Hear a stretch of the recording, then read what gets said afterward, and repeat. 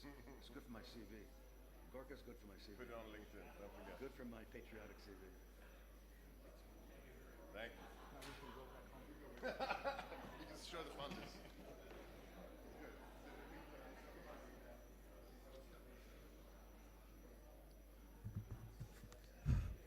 Okay. Can everybody hear me now? I think the Hezbollah tried to stop the microphones here, but we sent them a beeper. Solved the problem. So first of all, thanks for being here. Again, bright-eyed and bushy-tailed. Early this morning. I know some of you were drinking a lot of wine last night and dining. Hopefully we're all sober. It's a very, and welcome back to the fourth and last day. You guys have been here for almost 4 full days, and we thank you. This last day of the 25th Shabtai Shavit World Summit on Counterterrorism, and it's a pleasure to see so many of you so early in the morning. Please don't forget to follow the instructions in the Homefront Command. I'm sure the Houthis see that there's such a distinguished delegation here that they might want to send something in our direction. I want to remind you once more that if there is a siren, you stay in this room. You don't go running out anywhere. You just calmly stay in this room. And we will continue our deliberations as if nothing happened. Because, you know, it's an advantage to be in the room you need to be in when there's a siren. So this is that room. We will have another full engaging program ahead with keynote addresses. And without any further ado, it's an honor to introduce our first speaker of the day, Dr. Sebastian Gorka, Deputy Assistant to the President of the United States and Senior Director for Counterterrorism at the National Security Council. Sebastian is a great friend of Israel. He's a veteran of this conference. He's our good friend. We greatly appreciate his friendship, and we also appreciate the patriotic bear hug we get from him every time we meet. And thank you for that. The floor is yours.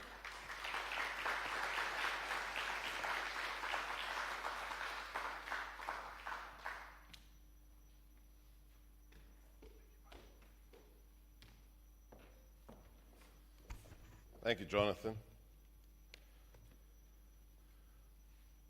Otherwise known as the Casey Kasem of international conferences. I can't believe I'm here because I met a man called Boaz Ganor 21 years ago. I started teaching a counterterrorism course for a legend in our community, the late, great Nick Pratt, who said, we're bringing one of the greatest minds in counterterrorism to an army base in Germany to build a network to defeat Al-Qaeda. And that is how our relationship began. I don't even know how many ICT conferences I've been to. All I know is that Boaz made sure this morning to point out that I may be a deputy to a president, but he's a real president. I tried. I would like to think that the friendship I have with you, Boaz, is in a small part emblematic of the friendship between our two nations. We stand with Israel. The President of the United States is the most philo-Semitic supporter of Israel since the rebirth of this nation in 1948. I would like to remind everyone, lest you have forgotten, there is only one president who has prayed at the Western Wall of the Temple as president. It is my boss, Donald J. Trump.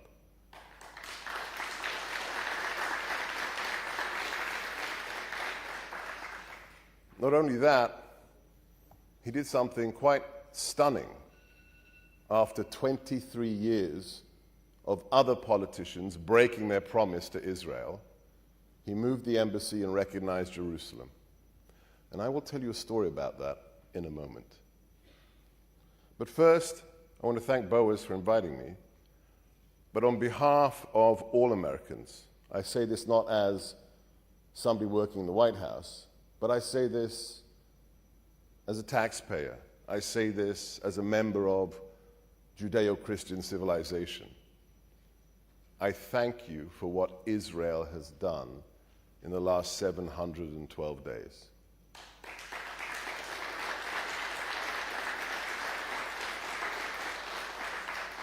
It does not go unmissed that there is an empty chair on this stage, and it is a yellow empty chair.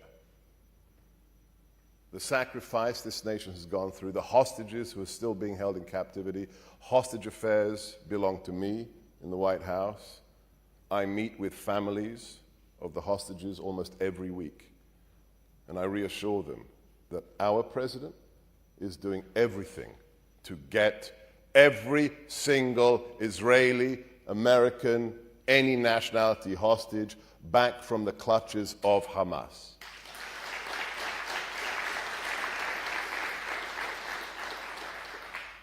I think of the 18 graduates of this college who have died in the war with jihadis in the last 2 years. I think of the hostage that was a graduate of this school. And I think of the amazing mathematics of what happened on that day. If you put the numbers killed on October the 7th, the biggest loss of Jewish life since the end of the Shoah, since the end of the Holocaust, and you project it onto the size of the American population, we are still suffering mentally and spiritually from the events of 9/11. But if we had gone through October the 7th in the same proportion to the number of Jews who were killed, we would have lost 34,000 Americans that day. So we cannot even relate to what happened. But I've seen the video of what happened that day, the unedited version. And as I said, as a private citizen, after I had been shown that video, I hope the people of this great nation find everyone responsible, kill them, bury them, and salt the earth above their graves.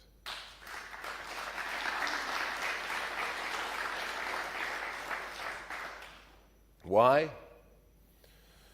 Because we are facing the same enemy. How do I know this? I know this because of what President Trump said 7 years ago in Warsaw.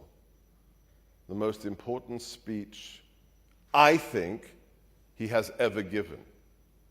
If you don't remember it, I encourage you after the conference, after you've had all your meetings, exchanged your business cards, to go back and watch the video. It's one of the shortest speeches he's ever given. It's 38 minutes long. You don't even have to watch the whole speech. Watch the last 3 minutes. First thing you will see is the strange location. This was a big deal. The Polish government were incredibly honored to have the president. And they wanted him in a safe building downtown, big, secure government facility. The president said, no. I don't want to be inside. I want to be outside, in front of the people of this great nation that suffered so much under fascism. And I want to stand next to the 20-foot-high bronze statue of the Polish freedom fighter coming out of the sewer, holding a machine gun, ready to kill Nazis. It's difficult because it's the President of the United States. You've got to secure him. But we said that is non-negotiable for the President. He gave that speech standing next to that iconic statue of a nation fighting against those who would exterminate it. And in the last 3 minutes, he said the following: the only question of the age is whether or not we in Western civilization have the will to fight and defeat those who would destroy our civilization. That includes Al-Qaeda. That includes Hamas, Hezbollah, al-Nusra. It includes Antifa, that President Trump declared a terrorist organization 4 hours ago.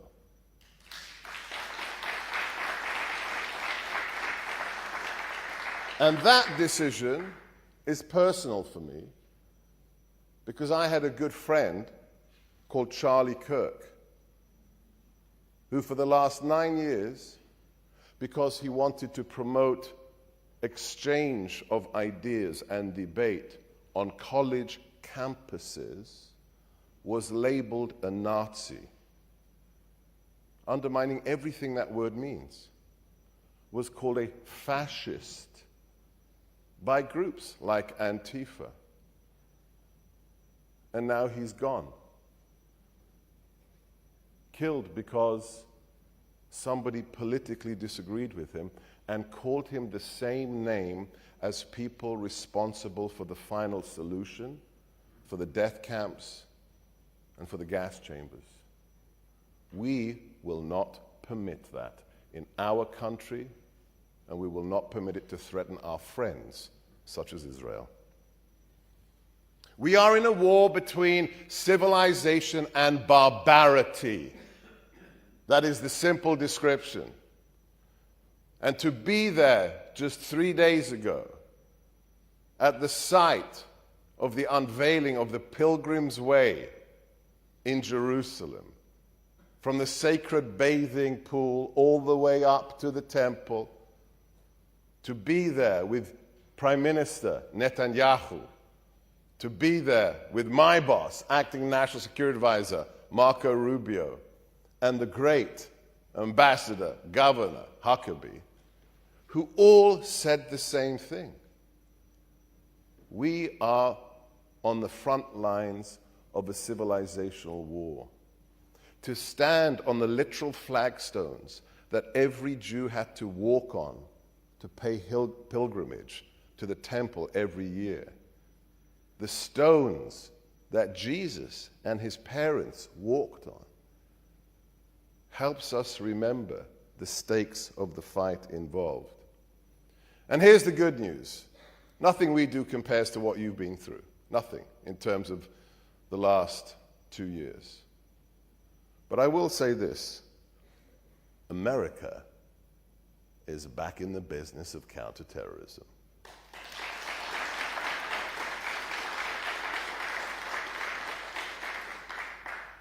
We are on the cusp of unveiling our new counterterrorism strategy for the president. But I think you know what will be in it. Because since the 11th day of the administration, thanks to the work of my incredible team in the National Security Council, we took our first strike against an ISIS leader.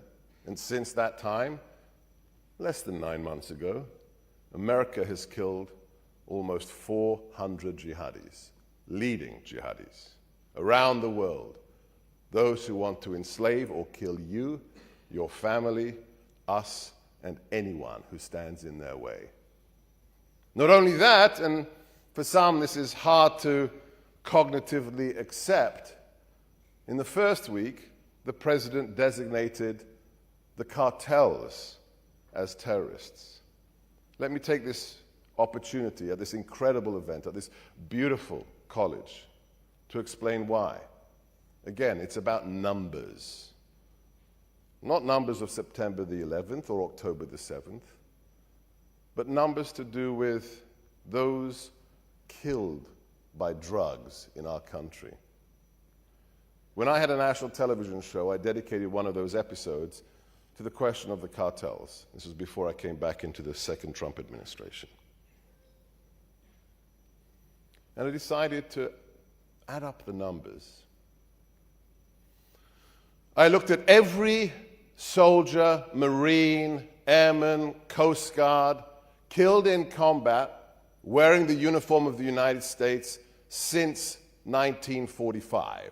So since the end of hostilities in World War II, how many soldiers, how many Marines, how many airmen, how many sailors, how many Coast Guards had died?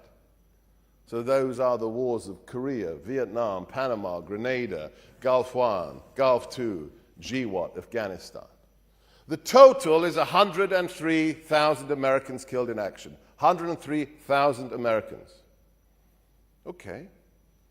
Then I decided to compare to the number of Americans killed by fentanyl, killed by illicit drugs, smuggled into our country from across the border. When we had a border, and then it was dismantled. I found the number. It was not easy to find. I had to go to the Biden Centers for Disease Control website. Many, many clicks on that website, down a little rabbit hole. I found the number. In the second year of the last administration, the Biden-Harris open border administration, 110,000 Americans were killed by the drugs the cartels have brought into our country. More Americans died in 1 year than in 70 years of combat. That is why President Trump has declared war on the cartels, why he is using the might of the greatest military in the world to neutralize them. And that is also why we will take any threat seriously and use the ultimate means against them. Whether you're killing 31-year-old fathers on college campuses, whether you're a jihadi trying to do the next 9/11, or whether you're a member of a cartel. So we are back in the counterterrorism game. Let me finish by telling you that story about the president's decision concerning Jerusalem, because it tells you who this man is. And it kind of underscores what an Orthodox friend of mine told me many years ago. Jeff, I hope you're watching. He said, America and Israel, genetically connected since the beginning, since the founding, which we will celebrate the 250th anniversary of next year. My Orthodox friend said, you know why America and Israel get along so well? Because America is the greatest nation made by man. Israel is the greatest nation made by God.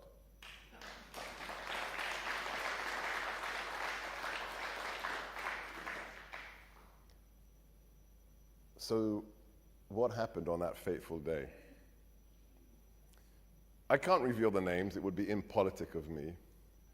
But during the first administration, when President Trump said, we're moving the embassy and we're recognizing Jerusalem as the eternal capital of the eternal nation of Israel, only 3 members of his administration supported him at the cabinet level. Despite the fact that multiple presidents had promised to do this for more than 23 years, starting with Bill Clinton.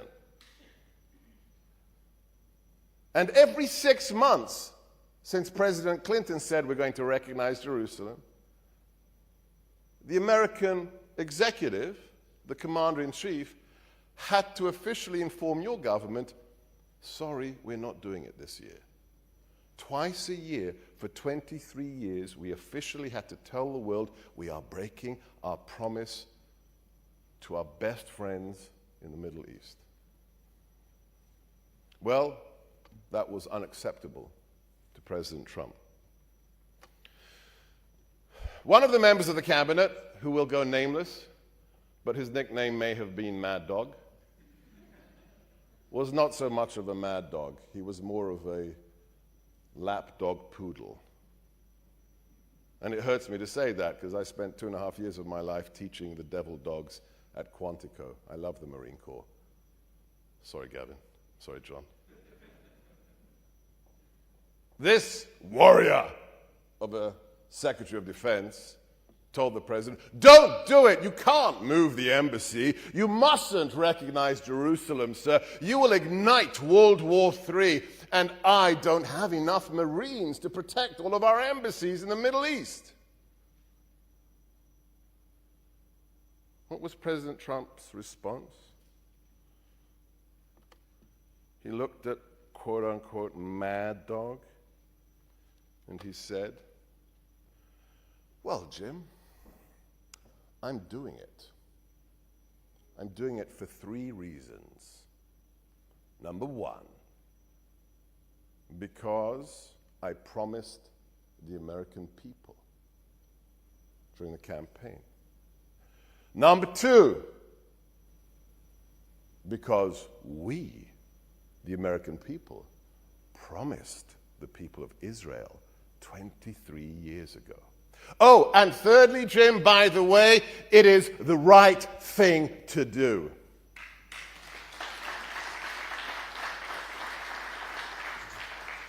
That's who President Trump is.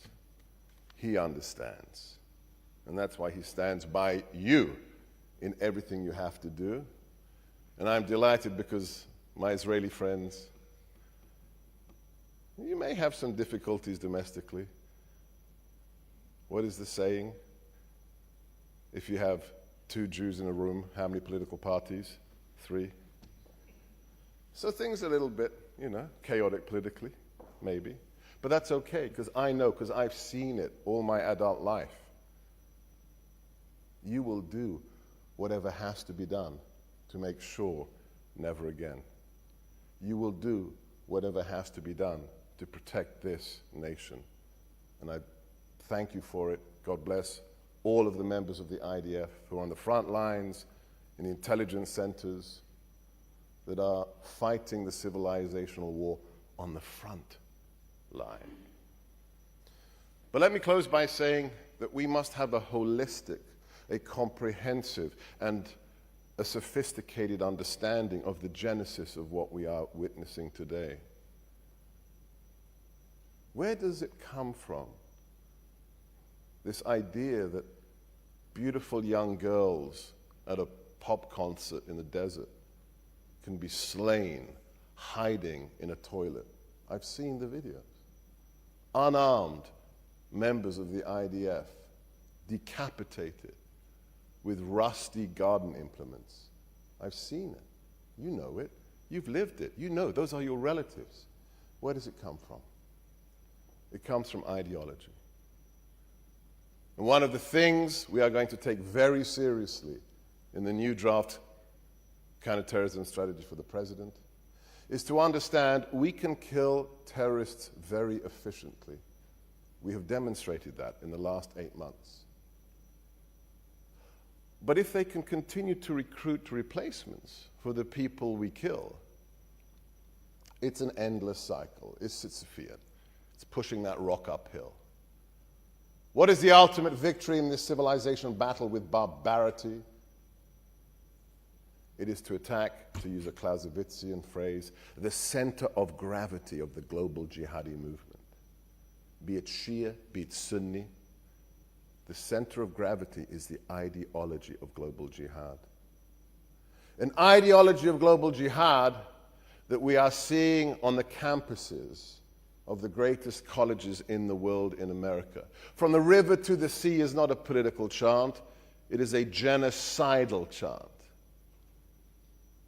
And we will deal with the ideological seeds that eventually result in the murders, the deaths, the decapitations.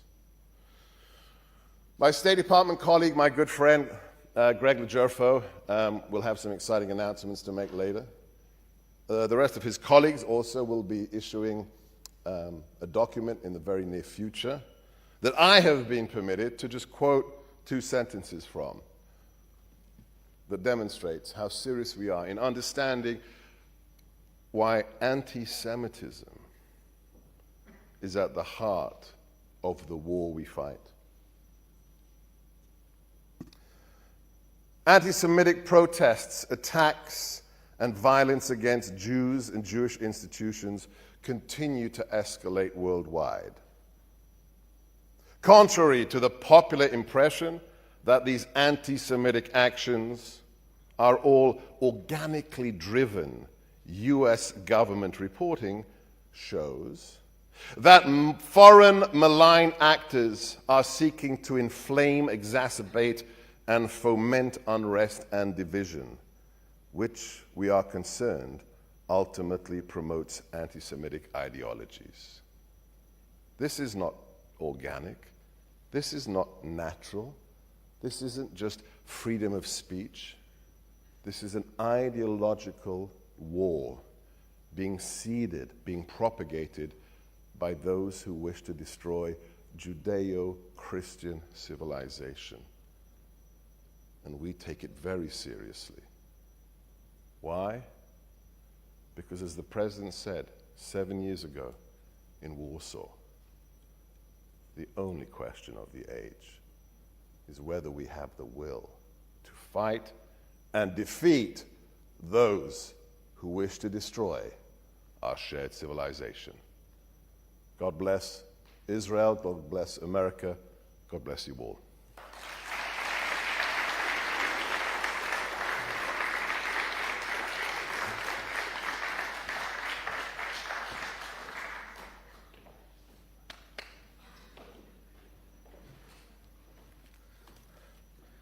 And God bless you, Sebastian, for your encouraging remarks, for your morale-boosting remarks. And thank you so much for mentioning Charlie Kirk of blessed memory, who was a great ambassador for Israel on dozens of campuses. And you had to make the case for Israel better than many of us.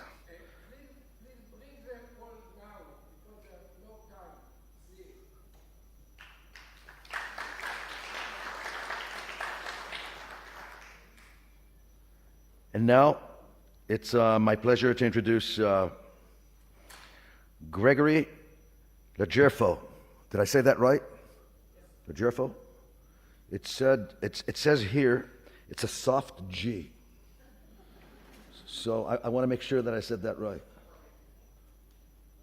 Especially you have an important position, I could get into trouble afterwards if I didn't say it right. He is the acting coordinator for the Counterterrorism for the Bureau of Counterterrorism at the Department of State. He is a career senior foreign service officer with the rank of minister counselor. He served in Iraq, Egypt, Jordan, and Tunisia. And you look like you came out of those services in those countries in one piece. That's good. I've never been to Tunisia, by the way, but I've dabbled in the others. The floor is yours.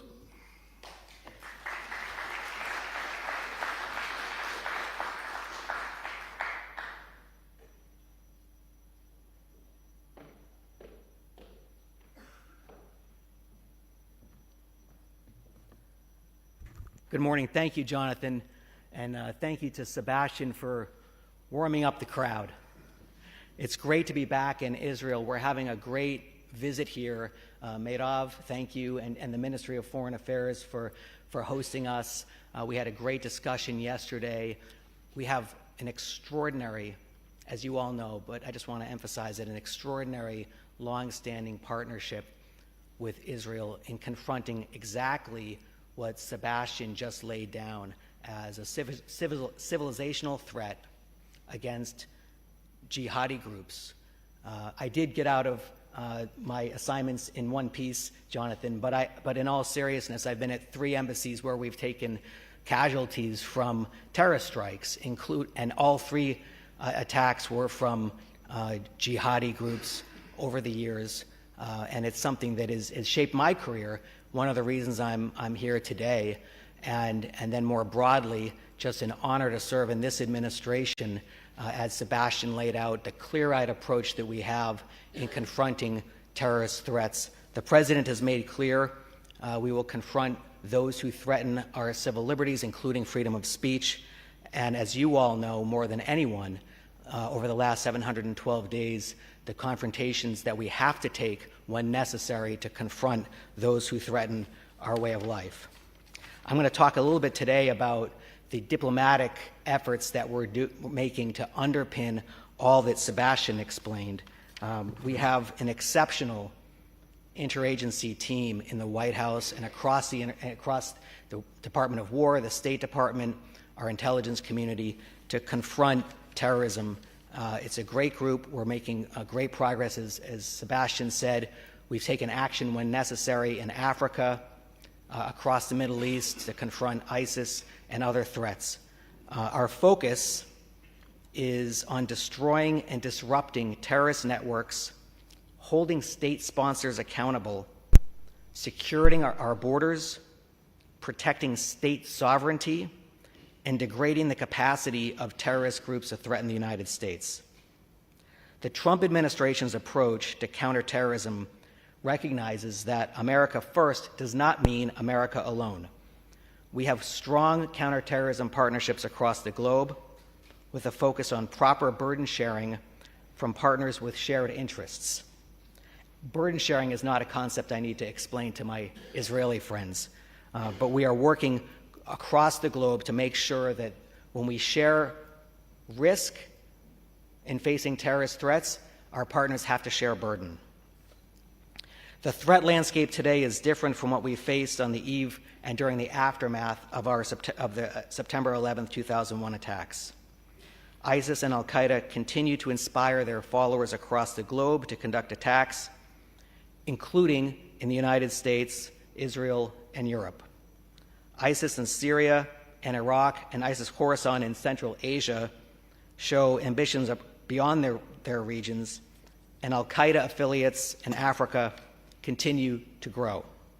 Additionally, Iran and its terrorist proxies, including the Houthis, Hezbollah, and Hamas, continue to destabilize the Middle East and present a clear threat to the United States, Israel, and our regional partners. Iran and Hezbollah remain determined and intent on continuing their campaign of terror, targeting dissidents, Jewish and Israeli facilities and persons, and former United States officials around the world. And as Sebastian just said, all of this takes place in an environment of rising anti-Semitism. The collaboration between criminal and terrorist groups is rising. This includes the Western Hemisphere, where the Trump administration has made clear the importance of security and sovereignty of nation states, and we're setting the example by securing our own border. Transnational cartels and gangs, such as those in Mexico and Venezuela, devastate their communities and present a direct threat to U.S. security, including through their involvement in human trafficking and the trafficking of drugs.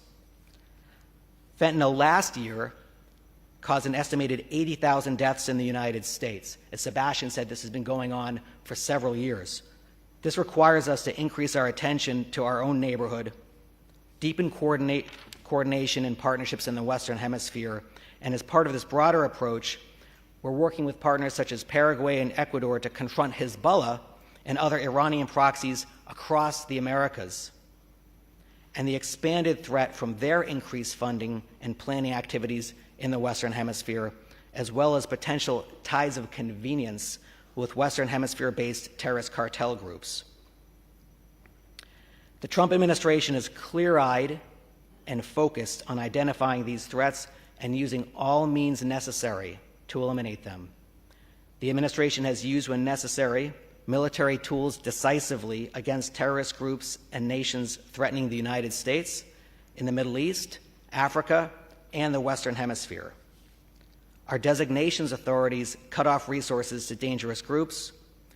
Secretary Rubio has designated 14 cartels and gangs in the Western Hemisphere since the start of this administration, giving the executive branch the necessary tools to confront these threats.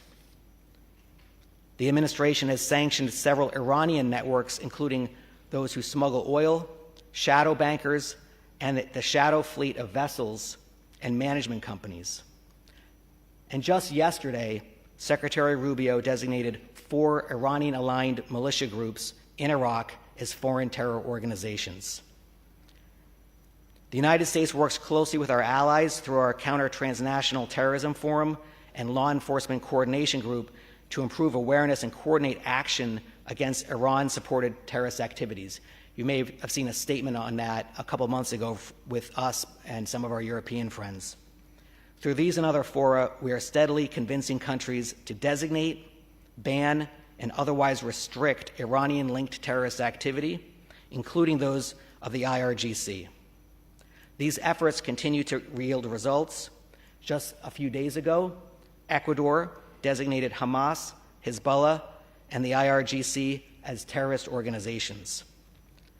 In addition, the United States provides training on counterterrorism financing with a focus on Iran and its terrorist proxies around the globe. These training efforts have supported countries' designations of Iranian proxies, including Hamas and Hezbollah, the arrests of Hezbollah financiers, and significantly improved coordination among international partners. The United States will continue to share information which allows countries to hold terrorists accountable through their criminal justice systems. On Syria, following the collapse of the Assad regime and under the leadership of President Trump, we are seeking a stable and unified Syria. ISIS remains a threat in Syria, and to ensure its enduring defeat, we're focusing on the ISIS detention facilities and displaced persons camps in northeast Syria. As a result of our diplomacy and the efforts of our partners in the region, many countries have repatriated their nationals and prosecuted them where appropriate. The United States, under President Trump's leadership, intends to create space and opportunity for the Syrian government to succeed, including against Iran and ISIS. This also includes asking our European allies and regional partners to share the burden for addressing this security interest. We will continue to monitor Syria's progress in ensuring that ISIS does not take hold in Syria and does not threaten U.S. interests.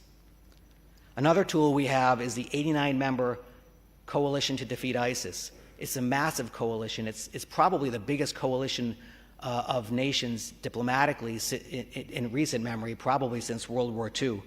The coalition, you'll remember back in 2014, we helped to defeat the caliphate that ISIS had, territorial caliphate that ISIS had developed in the Levant. But there's more work to do, and we need to improve burden sharing to face ISIS from Central Asia to Africa. To tackle terrorist terrorist travel before violent actors reach our borders, we're working with countries to bolster their visa regimes, expand information sharing on travelers of concern so that we can enhance our terrorist watch list and screening programs, and strengthen border units and screening systems to deter and disrupt terrorist travel. Again, we've set the example by securing our border, and we're also bolstering the concept and, in actuality, the sovereignty of nation states as a central component of how we confront terrorists who want to get into our countries and attack us. In closing, I will just say the Trump administration has made clear that we will decisively confront terrorist threats, and we will do so in a focused and targeted manner, working along partners who are likewise committed to countering terrorist threats. You all here on the front lines, we are with you. We're with you in the struggle against Hamas and other jihadi networks. Thank you for having me here today. God bless you all.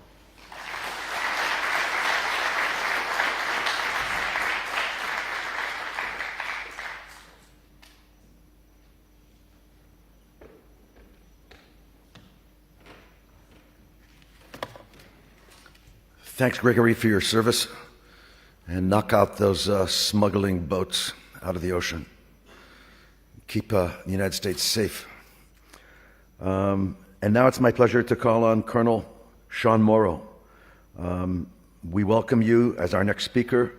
He is the Director of Combating Terrorism Center at the United States Military Academy at West Point. Colonel Morrow leads one of the world's foremost institutions dedicated to counterterrorism research and education. We're very pleased to have him with us again.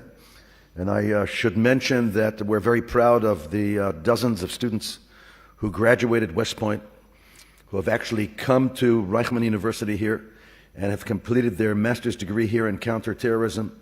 It's a program where we provide them with full scholarships, tuition scholarships, to come and study over here.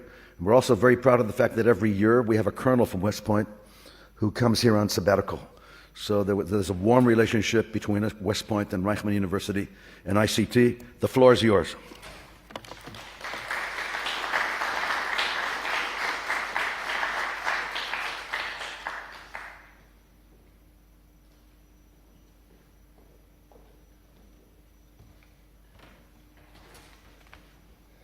Good morning, friends.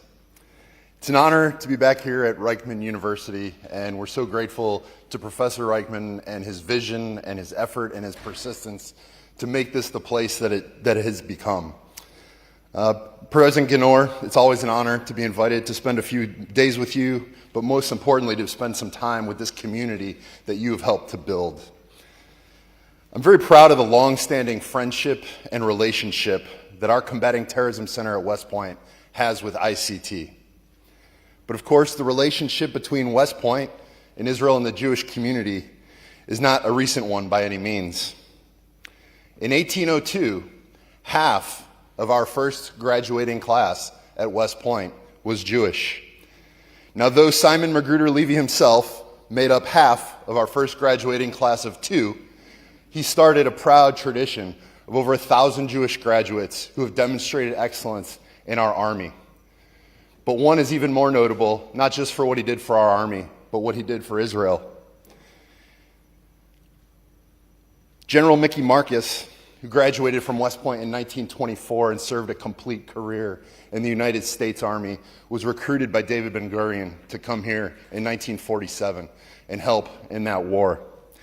Although he gave his life here in Israel, he's buried on our campus at West Point, and his blessed memory serves as a reminder to our cadets on what it means to serve, to be a warrior, and to be someone committed to your nation and your people. And for him, that was both the United States of America and Israel.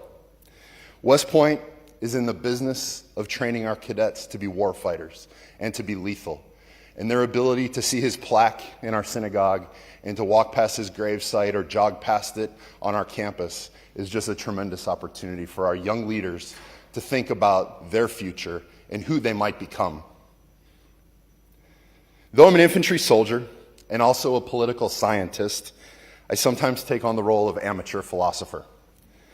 When I was here 2 years ago, what I spoke about was imagination. I asked our colleagues here to reflect on imagination, but mostly where it had failed us in the United States and where it had failed around the world when it comes to counterterrorism, and how we could better use our imagination as scholars, as policymakers and practitioners to better prepare to fight against terrorism. And this morning, what I want to ask those of you that are here is to pause from the fight and have an extension to that debate or conversation I started 2 years ago, and to go back and think about definitions. How do we define terrorism? Few places in the world understand more deeply that these definitions matter than those of us here in this room, in this time, and in this place. The definitions help shape strategy, law, legitimacy, and perhaps most importantly, the definitions impact human lives. So today, I want to ask you to think about the evolving definitions, not just how they've changed and why they might remain contested, but also what this implication has for the future of the definition and how scholars, operators, and policymakers should be thinking about this question. Since at least the 1970s, scholars have noted that terrorism is perhaps one of the most contested terms in international relations, with over 200 definitions cataloged around the world. Governments, international organizations, academic disciplines will all ask us to think about multiple different elements of the definition. First is the actors, right? Is terrorism something that only non-state actors can commit, or can states terrorize their populations? We think about the method and often reflect on the violence, but what about the intent? What is the target of the intent? Who are they trying to instill fear in? It's not often just the target. But then we think about the target. Most definitions want to tell you it's about civilians and non-combatants. But what happens when it's our military and our government in a non-combatant or outside of a war zone situation? And this ambiguity is not just scholars and policymakers playing around with words. It affects extradition treaties, sanctions, UN resolutions, battlefield rules, and perhaps most importantly in the modern era, public perceptions. For instance, the U.S. Code defines terrorism as premeditated, politically motivated violence perpetrated against non-combatant targets by subnational groups or clandestine agents. In 1994, the UN took a shot at this in the General Assembly and used a much broader wording, emphasizing that it could include criminal acts, and that important notion that it was also about provoking terror in the public. The definition has evolved through time, and for the scholars in the room, we think about the revolutionary period when we were talking about political violence often against rulers. Think about the anarchy bombings in Europe or assassination attempts in Tsarist Russia.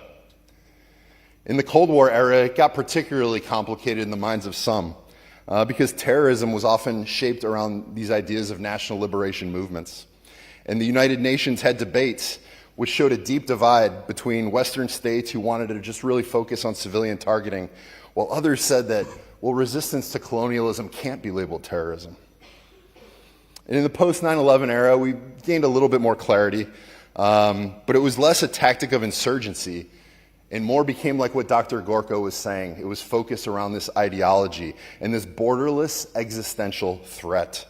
The 2001 UN Security Council resolution marked a turning point because it obligated states to suppress financing and support for terror groups without even offering a clear definition of what terror groups are. It gave states the freedom to interpret that.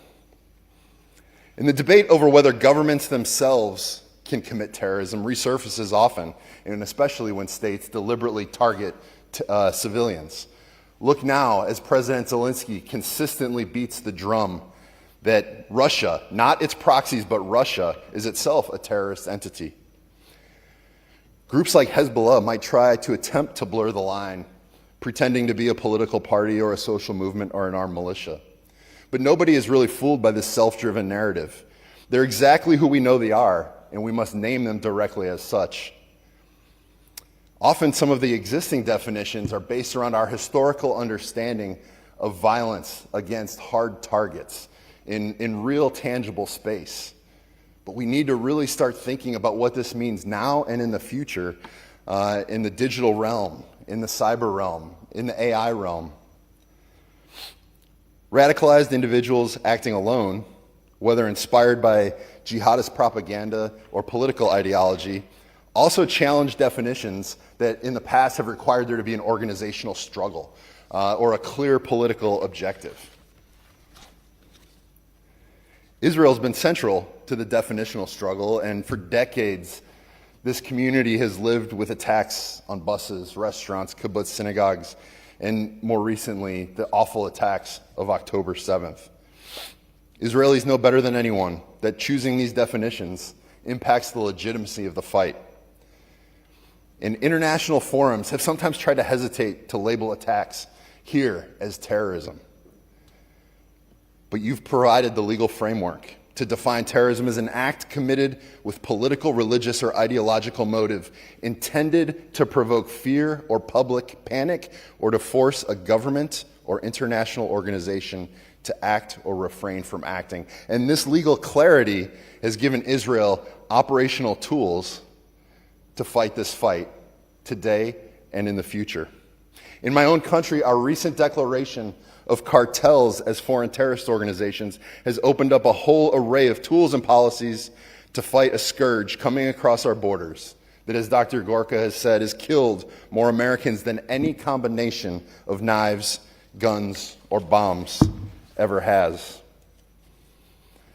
And we might not come up with a consensus on a universal definition. We certainly aren't going to do it right here in these 15 minutes that I have with you. And in fact, we'll probably all leave here with different ideas of what it is and what it should be. But there are some principles that can guide us. And the first is just a focus on intent and targeting. The use or the deliberate use of violence against civilians or non-combatants for political, religious, or ideological aims.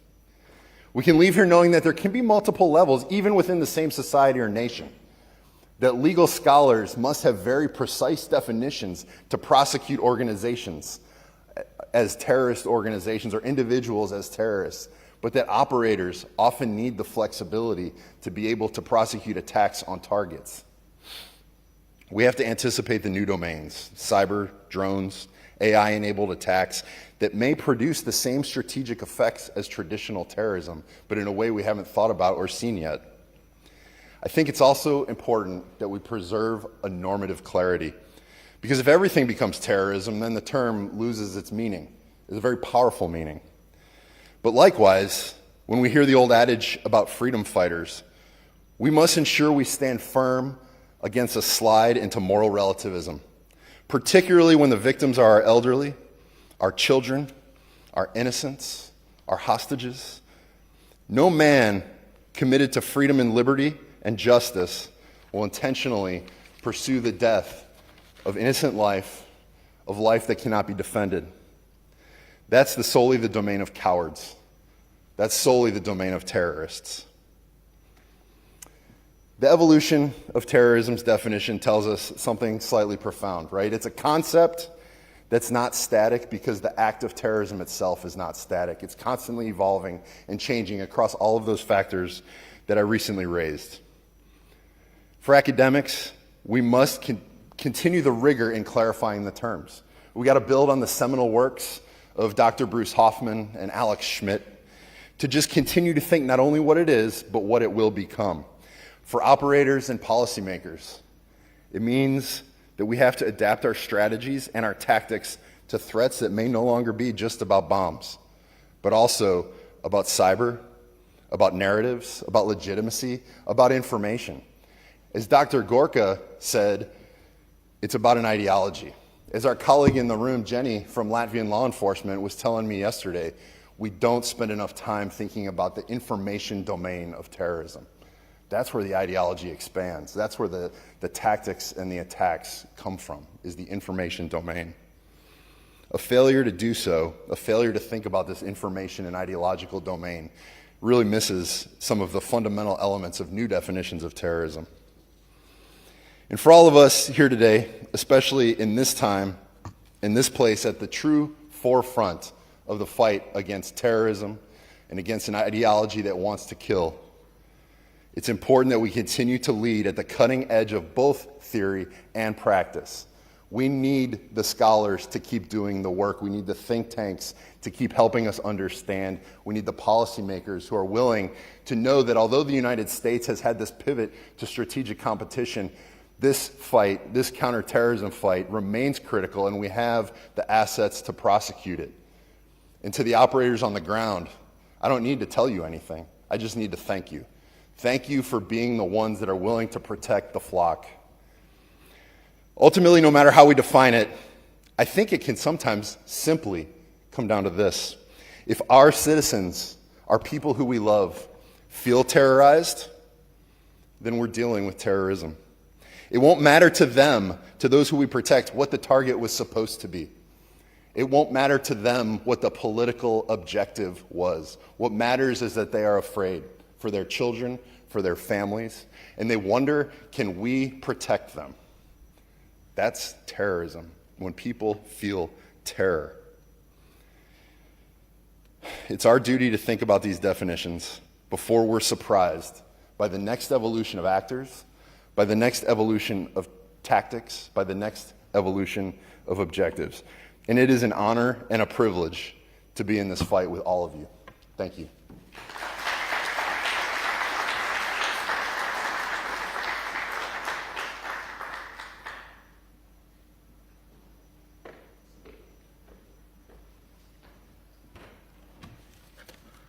Thank you, Sean, for the great work you do and all those definitions. And we continue to find new definitions all the time as we evolve. It's now my pleasure to introduce Colonel Yishai Cohen, the Chief Integration Officer, Directorate of Defense Research and Development at the Ministry of Defense. Colonel Yishai Cohen is a graduate of the Talpiot program, which immediately says that you're some kind of a genius because not everybody gets into the Talpiot program. He's got a bachelor's degree in mathematics and physics from the Hebrew University and a master's degree in security studies from Tel Aviv University. We won't hold that against you, that you didn't do your master's here. Okay. He served in the IDF and in MAFAT, the Administration for Development of Weapons and Technological Infrastructure, for 15 years in various roles. He's currently the head of Planning and Integration Department at MAFAT. The floor is yours, Colonel.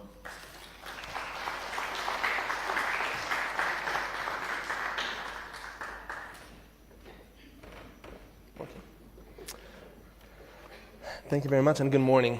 I'd like to discuss three main topics. First of all, to address the 12-day war with Iran, Operation Rising Lion, mostly from a technological point of view. Secondly, a few words about MAFAT, DDR&D, and how we really try to maintain that qualitative edge that we have versus our opponents, and in relation to Iran specifically.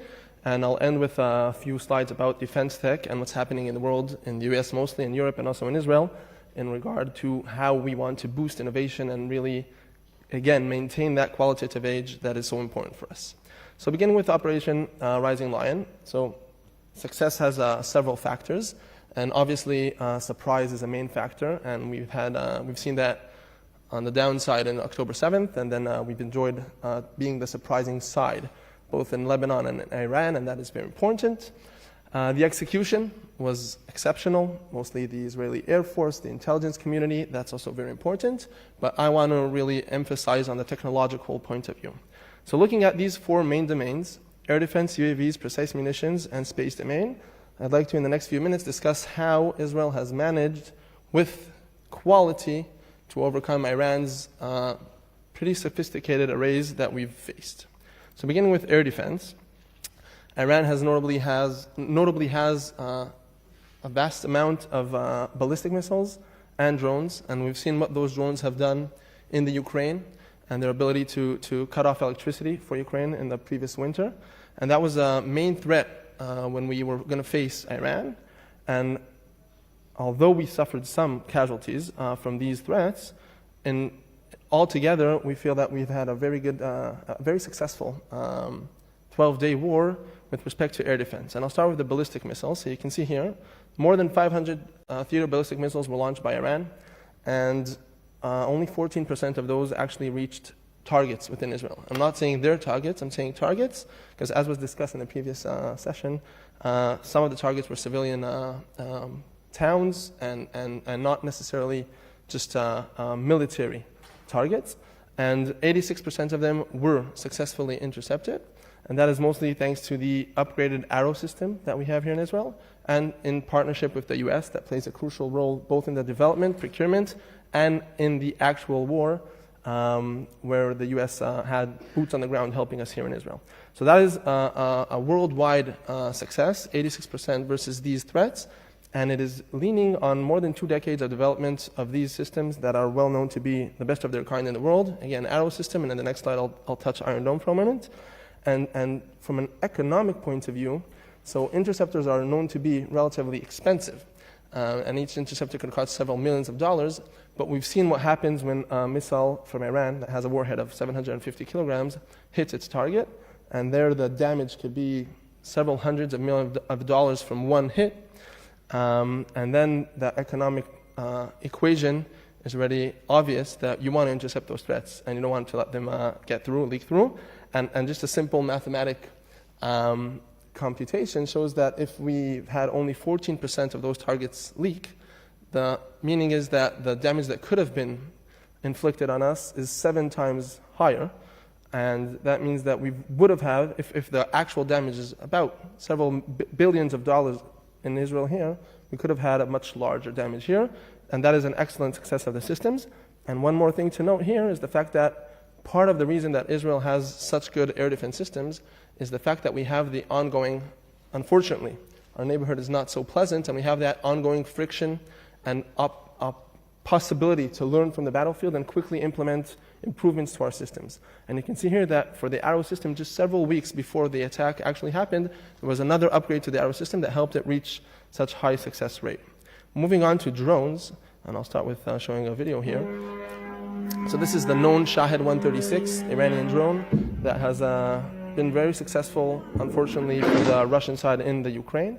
And here in Israel, we've faced more than 1,000 of these UAVs during those 12 days, and only 2 of them reached the ground, didn't cause any significant damage, and that is a 99.8% success rate for our systems.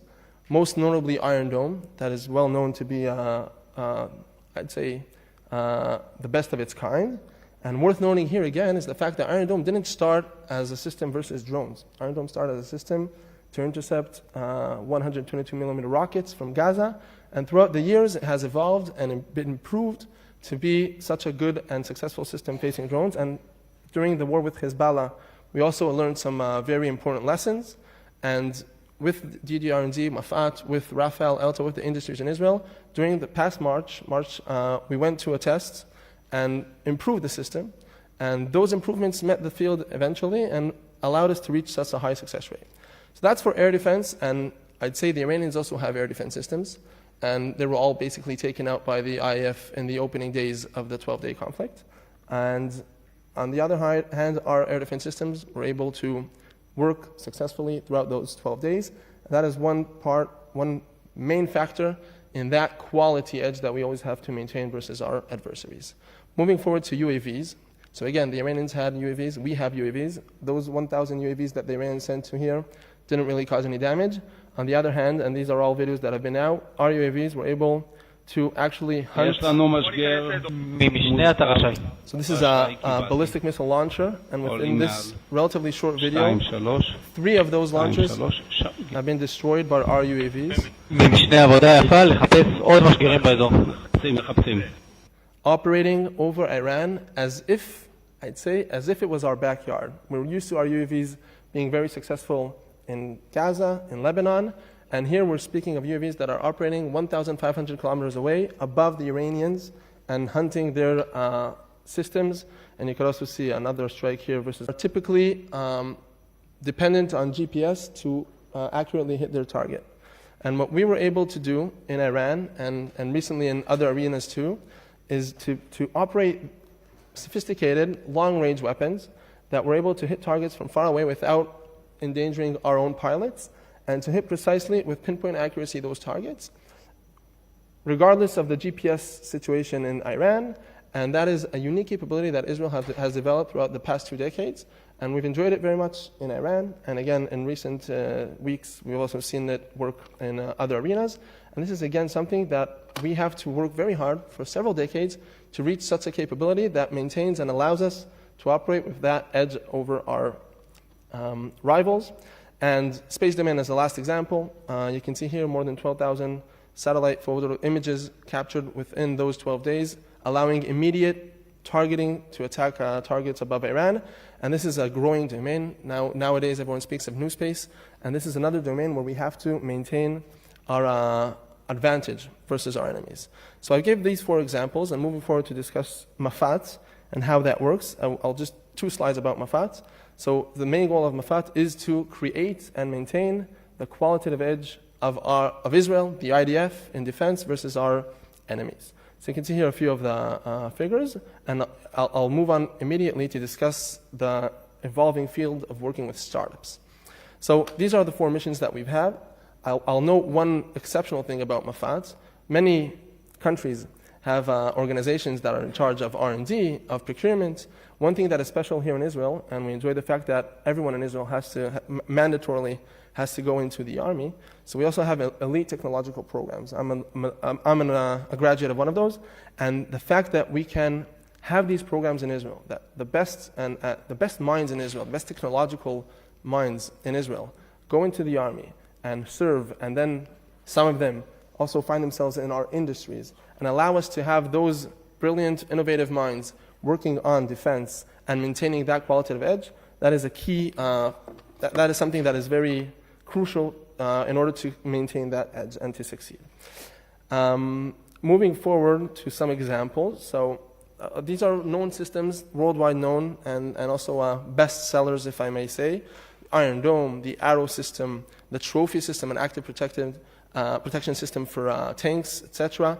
Directed energy, I'll get back to that in a moment, and other examples. These are all examples of the best systems developed by our industries, the large industries, the small industries, with the involvement and direction of MAFAT.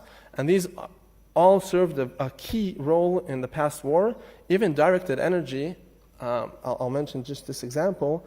So there aren't many laser systems operational in the world. Actually, as far as we know, there are no operational laser systems, high-power laser systems in the world that are working. And we've released just a few months ago the fact that during our war with Hezbollah, several dozens of drones were downed by a novel Israeli system developed by Rafael that was able to take down these drones. And just yesterday, it was released that we've already made the next step, and I'll get to that movie in the end. That's the last movie. I'll end with that. Moving forward to discuss the defense tech world. So typically when we think of defense and missiles and interceptors, so we think of the large industries, and we have a few of those that are exceptionally successful here in Israel. But something new is happening in the world, and that is the fact that both budget and innovative minds are moving to deal with defense. So one thing that is happening is the fact that the world is fighting more and governments are spending more on defense. Obviously, Putin and Ukraine, and we had a few wars here in Israel in the past 2 years, and India and even Thailand apparently can fight. So these are things that are happening around the world. And actually, the CFO of Elbit told me just a few weeks ago that they were thinking of firing most of their marketing people because they don't need them anymore because Putin is doing all the work for them. So the fact that the world is spending a lot more in defense, and you can see here the largest rise in defense expenditures since the Cold War, and you can see what's happening in Europe, and this is well known. Europe, the NATO countries have decided to enlarge their investment in defense to 5% of the GDP. So this is something that is happening in an exponential manner. This is not just a small increase in defense investments, and specifically in the US, and specifically in the past decade. So what's happening is the fact that we see more and more startups moving into the defense arena. So typically startups are not really something that we imagine that is relevant for defense, for missiles, for interceptors, etc. But this is something that is happening, and this is from a report by, I forget the name of the firm, the 100 Silicon Valley Defense Group, that's the name. So this is a report showing that in the past year, in 2024, the federal expenditure on startups in defense is reaching almost $30 billion.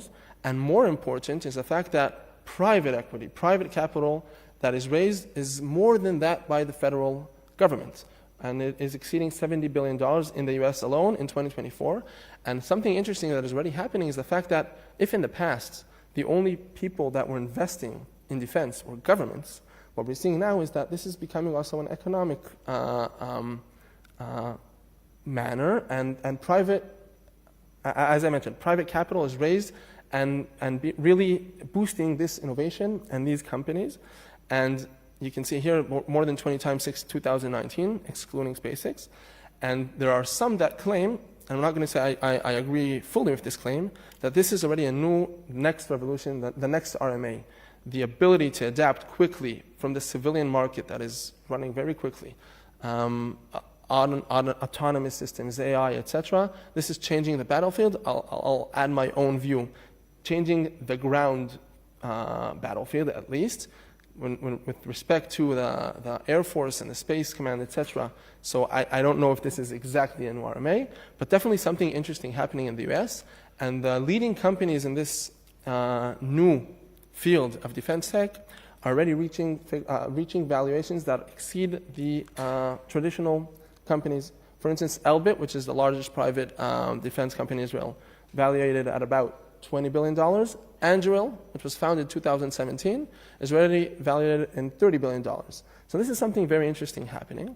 And I want to give one example, and I'm not trying to market anything about Anduril, of the fact that startups are not only working in the typical fields that we would think of drones, small drones, and maybe software, but also already going into dealing with missiles and cruise missiles, etc. So this is a 40-second commercial by Anduril, and it is important, and I'll add it in a moment why I think it's crucial also for Israel.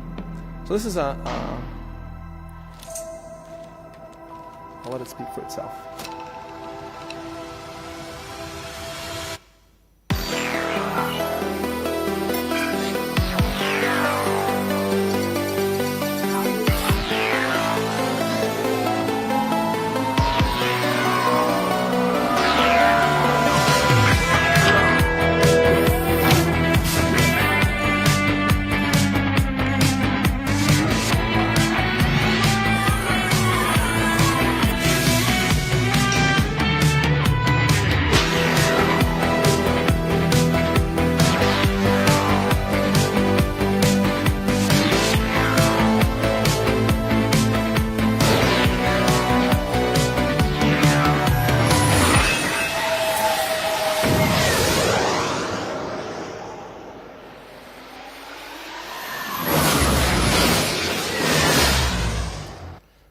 reason I show this video is not because this cruise missile is necessarily going to be the best in the world. There are very good cruise missiles around.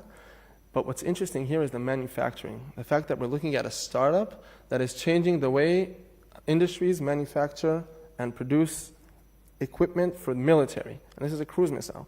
And the amounts and the fact that we're looking at cheaper ways to produce, and the fact that, as you see in the end of the movie, we're looking at vast amounts. There's a need around there in the world to have such components, and startups are going there. And here, and now moving to the Israeli point of view, we need also to do that leap here in Israel, to manage to have a thriving ecosystem of defense tech startups, not only for the fields that I'll touch in a moment of autonomy and AI and software and electronic warfare, but also to see that our manufacturing processes are moving and taking a leap forward. And just to touch in a few slides what we're doing here in Israel in MAFAT.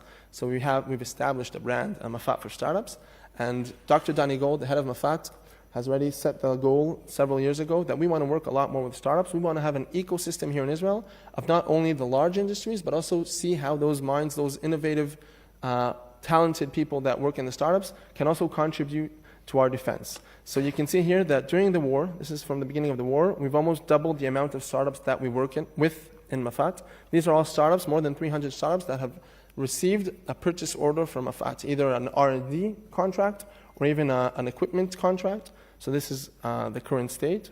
You can see here that altogether, and this is just in half a year, about $150 million went from the government to startups. And worth noting also is the fact that some of these, about 10%, 11%, have also come from foreign governments, from G2G, government-to-government contracts. So this is something new that's happening in the past few years.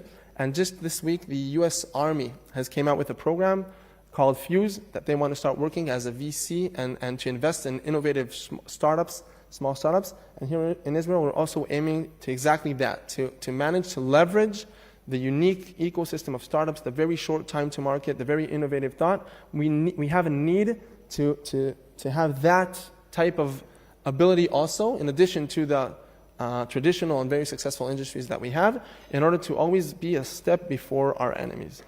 And you can see that the activities, mostly autonomy, AI, sensors, but also others, and I've touched that. And one major thing that we want to do here is the fact that we understand that in order to work with the civilian market, what's called, again, defense tech or dual-use market, not just the typical traditional large industries in Israel, we have to change the way we operate in the government, in the Ministry of Defense.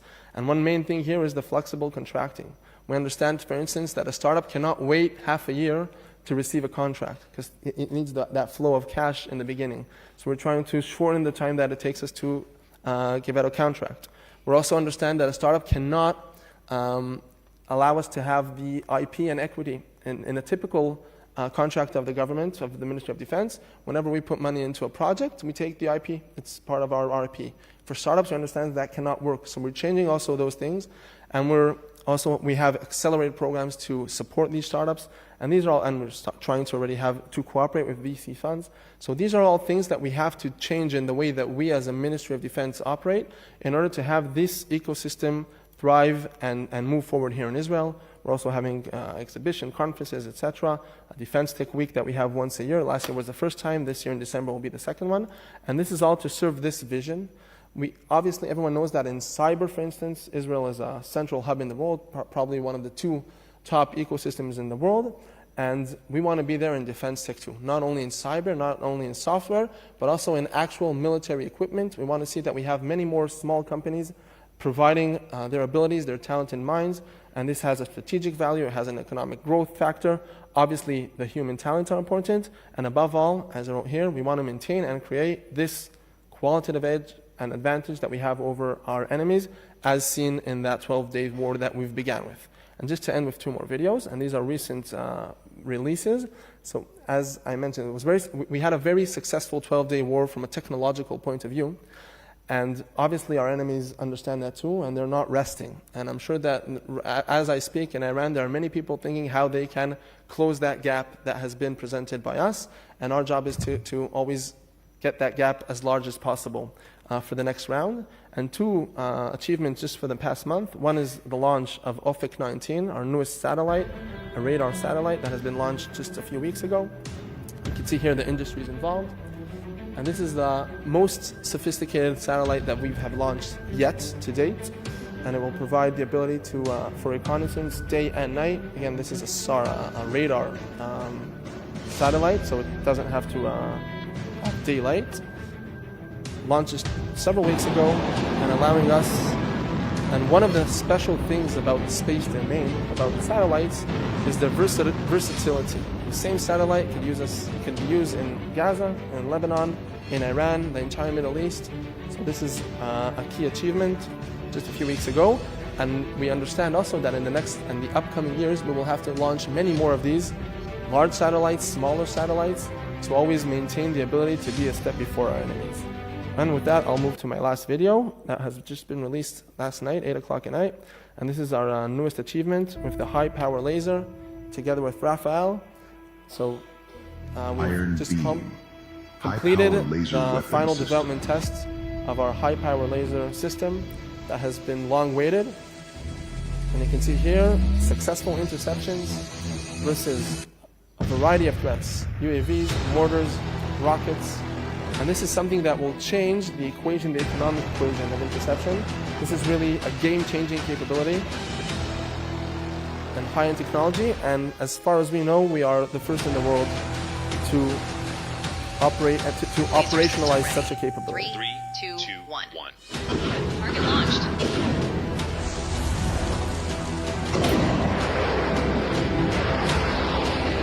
Target engage.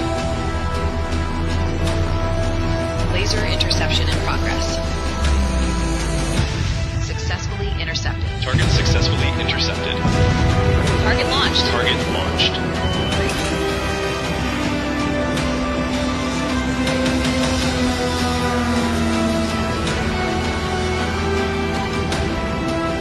Target engage. Laser interception in progress.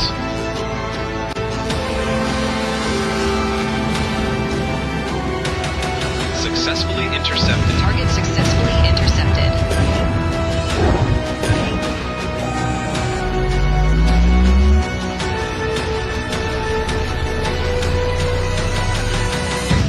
Iron Beam, high-power laser weapon system.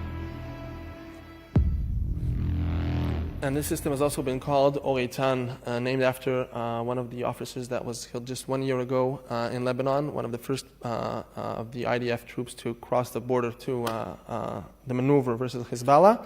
So that is that system. And I'll end with going back to what Ben Gurion already has noted more than 70 years ago when he wrote the first how Israel will be able to survive in this very pleasant neighborhood. And he mentioned the fact that we always we will win by quality and not quantity. And that quality is obviously the people, and it's also the technology. And we in MAFAT DDR&D are in charge of the second part, the technology. And we aim to always have that gap wide as possible from our enemies and to maintain that quality and qualitative edge above our enemies. It worked well in the 12-day war, and hopefully we will continue to succeed in the future. Thank you very much.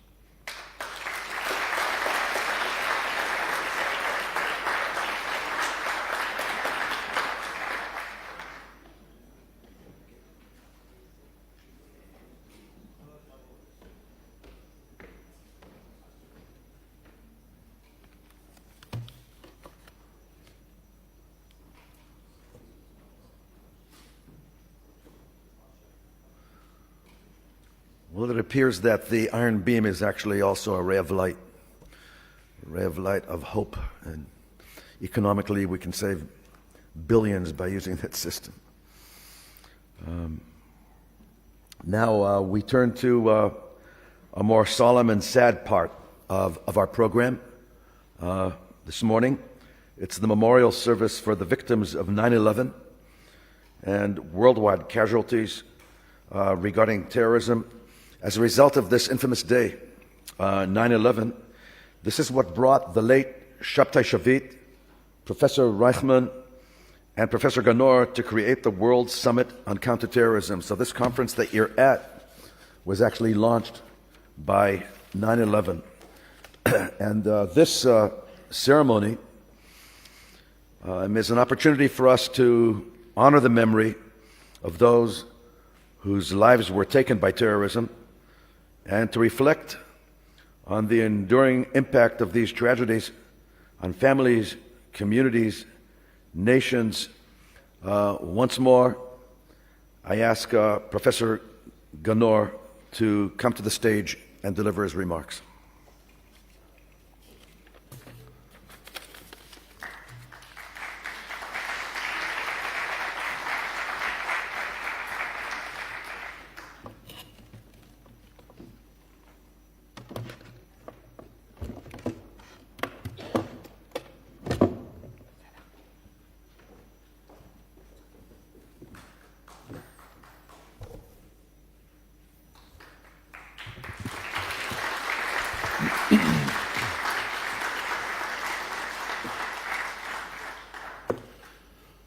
Professor Uriel Reichman, founding president and chairman of the board at Reichman University, Ambassador Huckabee, American ambassador to Israel, distinguished colleagues, honored guests, and dear friends.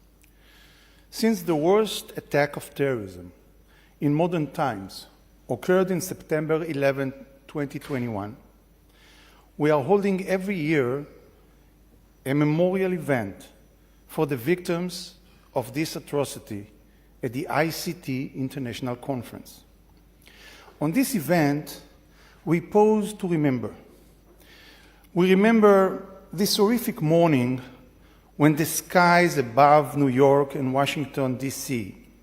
filled with fire and smoke, when nearly 3,000 innocent lives were stolen in the blink of an eye, and when the world changed forever. For Americans, that day is attached with memory as a wound that will never fully heal. For us in Israel, the pain is deeply familiar because our own nation, too, has endorsed its own day of unspeakable horror on the 7th of October 2023. Hamas terrorists swept across our border, massacring entire families in their homes, killing children, women, and men without any mercy, and abducting hundreds into captivity. That day is engraved in our hearts and our darkest as our darkest hour, the deadliest day for the Jewish people since the Holocaust. Through these two tragedies are separated in oceans and decades, they are bound together by the same cruel logic of terrorism. Both were designed not only to kill, but to shock, to paralyze, and to shake the very foundation of free societies.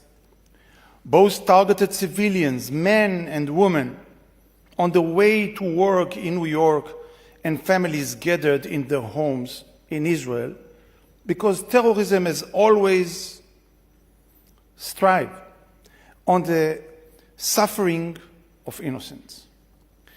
And in both cases, the perpetrator exploited human life itself as a weapon, turning crowded airplanes into missiles or hiding behind the civilians of Gaza, in hospitals, in schools, in civilian homes, to shield themselves from justice.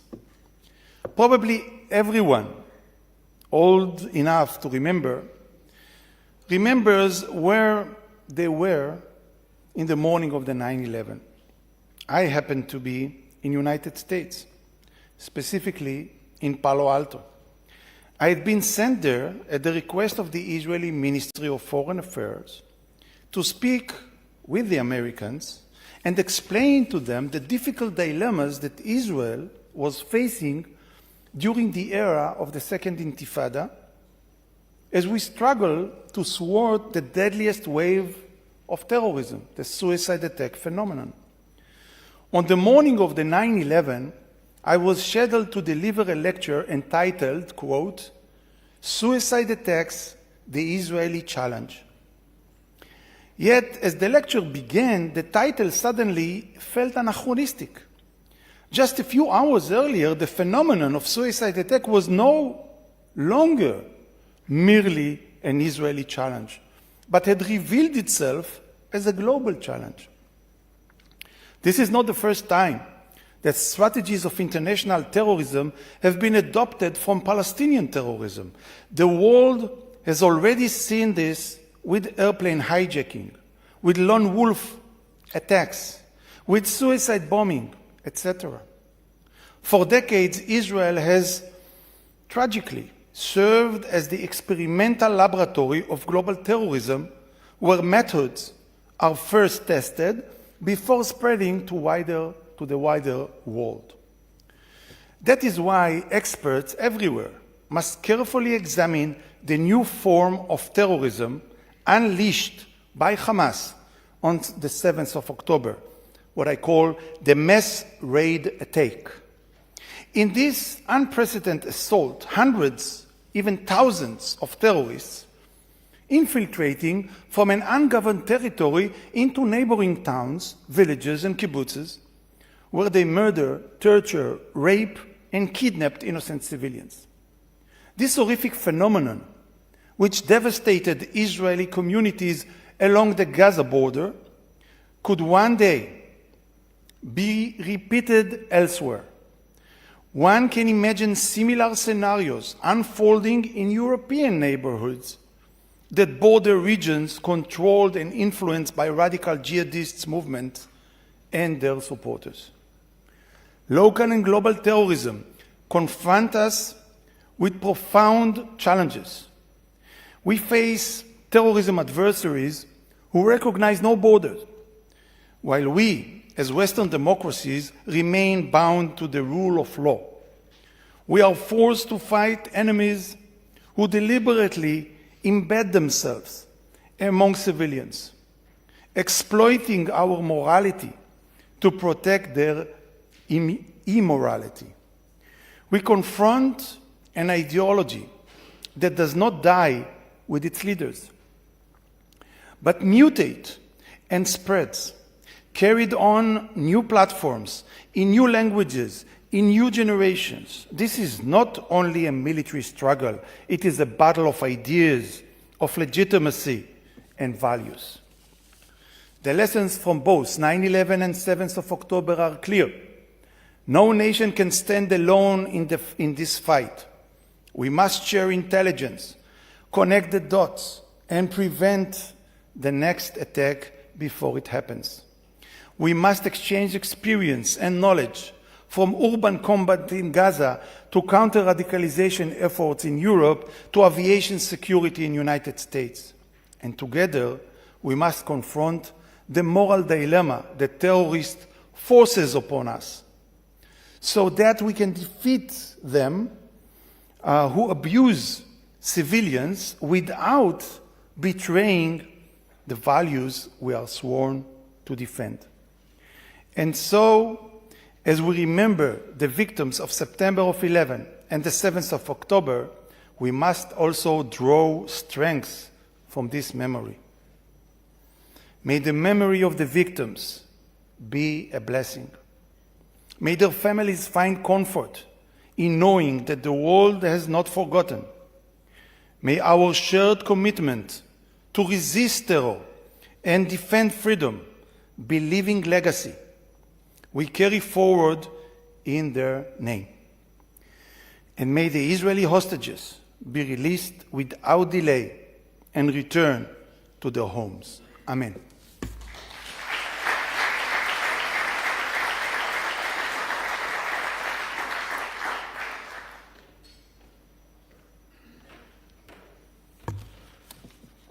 Thank you, Boaz. I would now like to invite the U.S. Ambassador to Israel, His Excellency Ambassador Mike Huckabee, to the stage. It is our honor to have you with us.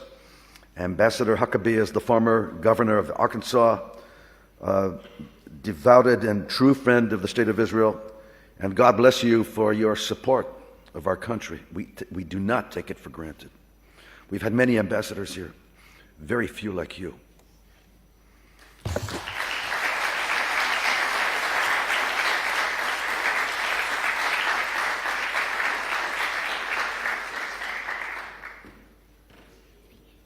Thank you very much. It is an extraordinary honor for me to be able to be here, first of all, at this incredible university. Just hearing the background and success of it is inspiring. It's a university like no other, not only in Israel, but like no other in the world. And I want to say, Dr. Reichman, thank you. Not just for having me here, although I'm grateful for that, but more importantly, thank you for having the vision of a university that does not get its instructions from the government, but gets its instructions from what is needed in a culture and in a society. And I hope that every student who is a part of this campus appreciates the uniqueness and appreciates the vision and the forward thinking of creating a university that is focused upon the students and their future and not simply the perpetuation of the institution itself, as is the case with so many educational institutions.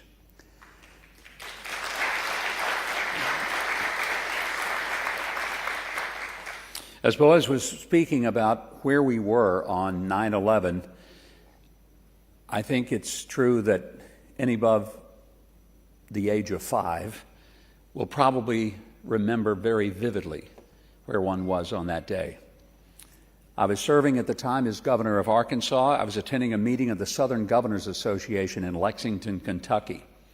I just finished a breakfast meeting. I'd gone back to my hotel room to gather some things for the next round of meetings, as these things tend to be.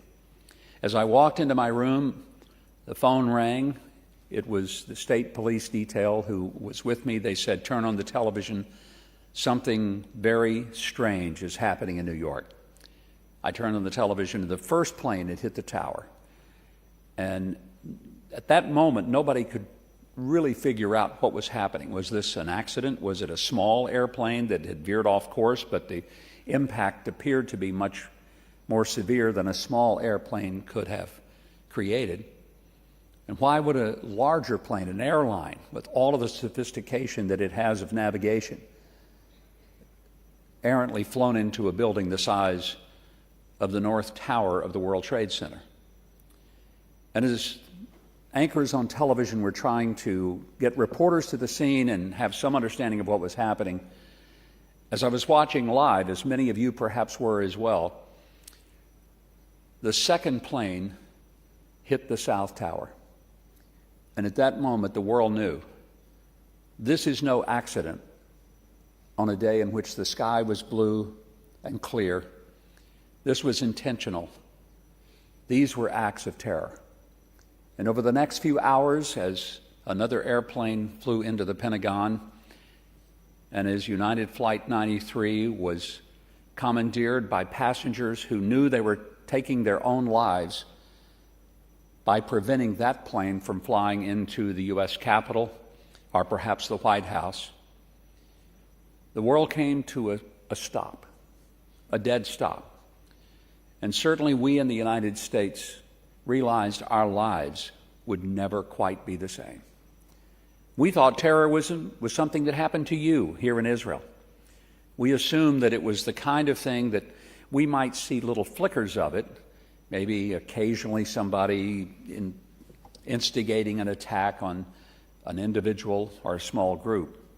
But it never occurred to the United States that we would be the target of something so vile, so vicious, and so overwhelming to institutions that we thought were absolutely impenetrable. We were wrong. And it was a shock, but it was a wake-up call. And it caused the United States to change almost everything we did. I've often said that from that day forward, my own job as a governor of a state far removed from the nation's capital, it changed, and it was never the same again. I went from primarily focusing on things like our education system and economic development and building of roads and the maintaining of all of the services of state government, which include things like making sure people had driver's licenses and that there was water flowing to cities, to now being concerned with whether or not somebody would commandeer even something as simple as a crop dusting plane, fill it with fuel, and fly it into the state capitol.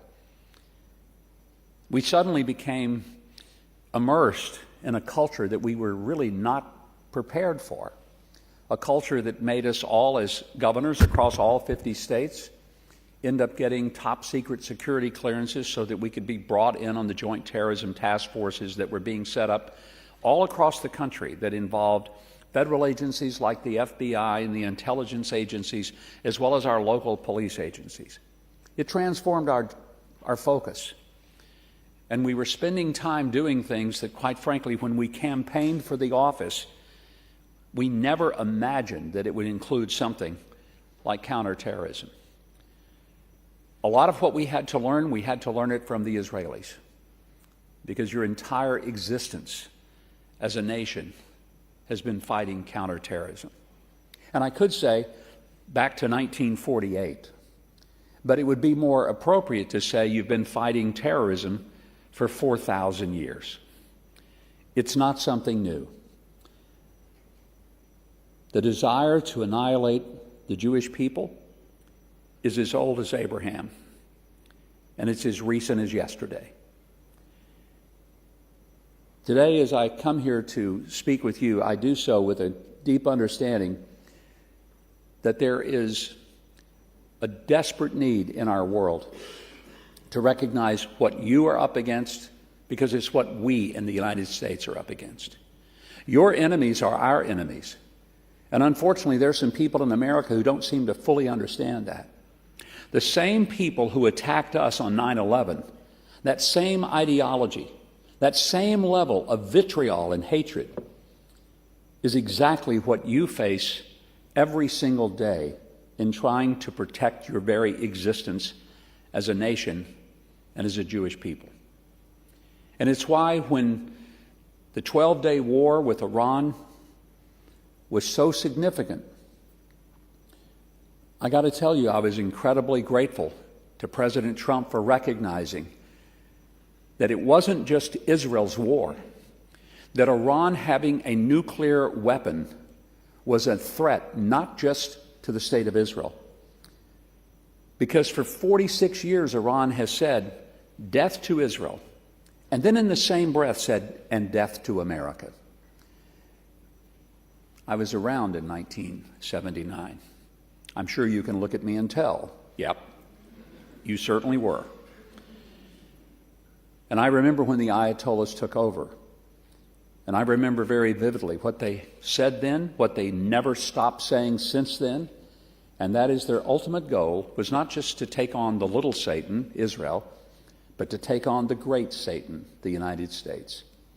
It was always clear to me that their target was ultimately all of Western civilization. It wasn't because that we had a form of government that they didn't like. It wasn't just because we had an economic engine that they didn't like. It wasn't because we had an educational system that they detested. It was because we had a value system in which we valued the individual. We believed in a moral code that some things are always right and some things are always wrong. And it's because we had the common heritage in Western civilization of believing that ultimately we're not just accountable to the government, we are accountable to the God who gave the even right to have a government. And that the government's job was not to be God, it was to make sure that we were the agents so that God's law, God's way could be implemented in a society where people treated each other with respect and with dignity. The ideology that sought to destroy the United States and Israel is an ideology that hates the idea that people would be free to think for themselves, free to act in their own interest rather than in the interest and at the total subservience of a government of totalitarianism. A lot of Americans for the first time understood on September 11th of 2001 that we were facing something very different. This was unlike a war we've ever been in, because it was not a war with another country that declared war on us and wished for our land, wished for our economic resources. This was an ideology that wished to destroy our way of life, our thinking, our underpinning as a free people. Sadly, over the years, a lot of people in our country either never understood it or they've forgotten. And it's very important that a conference like this is not just designed to help the specialists or the experts or those who are directly involved in counterterrorism understand the threats. It's even more important that that message goes beyond the borders of this room and gets to the general population, both in Israel and the United States, and that people understand that the threat that we faced on 9/11, that you experienced on October the 7th, is not a threat that is getting smaller by the day, it is getting larger by the day. It outrages me that across this planet we have people that are blaming Israel for what's going on in Gaza right now. What's going on in Gaza is the direct result of the terrorist acts of Hamas, who on October the 7th carried out the most unspeakable things, not against a standing army, not even against a country, but against civilians who woke up that morning thinking it was a holiday and finding out that there were people that they had tried to be nice to who now were coming to murder them in the most atrocious manner. Not just to kill them, but to massacre them, to mutilate them, to humiliate them. It was the worst kind of terrorism because it was designed to inflict the highest level of pain, not just physical, but emotional and even spiritual upon the victims, and to send the message of savagery, a savagery that could not be responded to with mere diplomacy and sitting down and having a talk, because these are not people who understand such things as having a conversation. One must have a basis of some level of morality in order to have such a negotiation or conversation. Hamas is capable of neither. And it's why yesterday, when I was participating in a Zoom event with a major university in the United States, the audience were the CEOs of the top 50 corporations in the U.S. If I named the corporations, they would be the ones you would all understand and know. And while I was in that conversation on the Zoom call, I will tell you that there was an audience given to one of the people who was attending. He is a former diplomat, and they asked him about his view of what was happening in Gaza. And he immediately began to do what we hear from the Europeans and what we're hearing across the globe. He was criticizing Israel, that Israel ought to just call a halt to it. Israel ought to just stop it. Israel ought to just say, we won, and say that's it. And he droned on for several minutes, and I sat there and listened to him. If I told you his name, you would know it, because he's well known in this part of the world. He's an American diplomat. And it made me realize that I don't want to be that kind of diplomat. If that's diplomacy, I want no part of it. Because diplomacy that is nothing more than babble and vanilla-coated nonsense that somehow believes that everybody's just on the same side and that we have slight variations of opinion, that's what's going to get us killed. We must understand that there is a difference between light and darkness, between good and evil. There is a difference between up and down. Our battle is not a horizontal one, the left versus the right. This is a vertical battle between the forces of heaven and the forces of hell. And if we don't understand that, we are only going to see more terrorism that will kill more innocent people across this planet.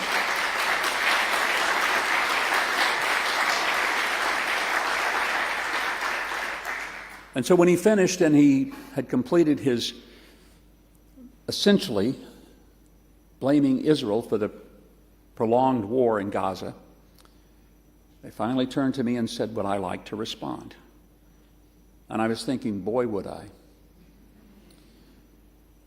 And I just mentioned the fact that Israel didn't start the war, but they were attacked, and attacked viciously, brutally, and without cause. And that they had no choice, not just to fight back, but to end Hamas occupation of Gaza. That to do anything less than that would be as ridiculous and as irrational as it would have been to leave the Nazis in power in Germany after World War II, which nobody would have thought to be a good idea. I mentioned the fact that the Europeans, the French, the Brits,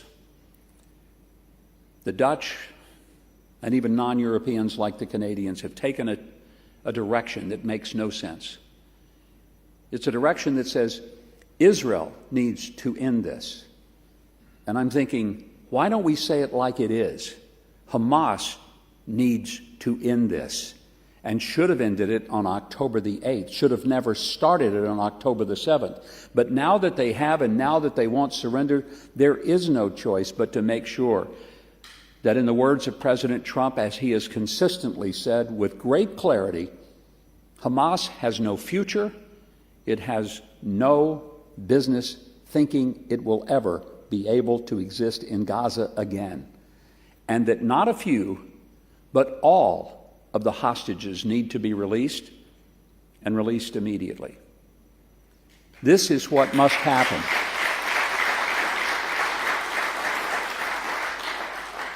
How Israel prosecutes the war is a decision exclusively for Israel to make. The U.S. is not going to dictate what that should be. And I know there are many opinions within Israel about that. But I don't think that there's confusion within the state of Israel that there has to be a clear victory over Hamas.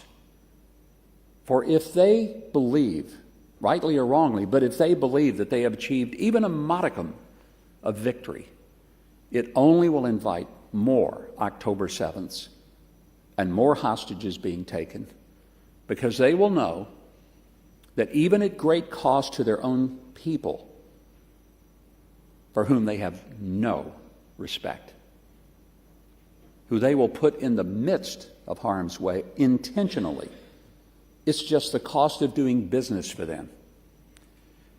If they have any semblance they have achieved some level of success, they will only repeat this over and over and over again. I was hoping America had learned its lesson after 9/11. I sometimes feel that we're so far removed from that date, and even though the moment of it, the impact of it is etched indelibly in our minds, I'm not sure that the understanding of why it happened and how it could happen again is as fresh as it needs to be. I can't imagine that anyone in Israel will ever forget October the 7th. But I hope in remembering it, it's remembered for what it was. It was not just an attack on your economy, not an attack on your educational system, not even an attack on your boundaries and borders. It was an attack on the civilized, morally based behavior upon which you are built.